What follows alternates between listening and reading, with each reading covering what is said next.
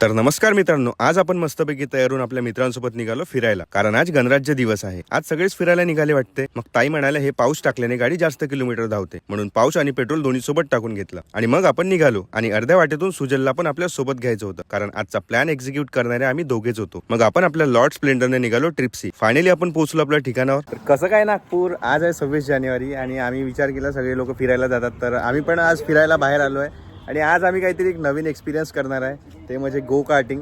नागपूरपासून 30 किलोमीटरच्या अंतरावर हे येतं. आम्ही आता फर्स्ट टाइम इथे आलोय हा एक्सपिरियन्स घ्यायला. आमच्यासोबत आहे सुजल, माझा भाऊ आफ्ताब, गुड मॉर्निंग आणि चिक्या.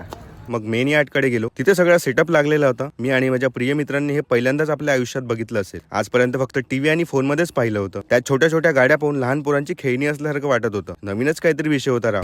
भीती पण वाटत आहे ते बघून. आता जाऊ, एक्सपिरियन्स करू. एक्साइटमेंट पण खूप जास्त आहे. मजा येईल आता, बघा समोर.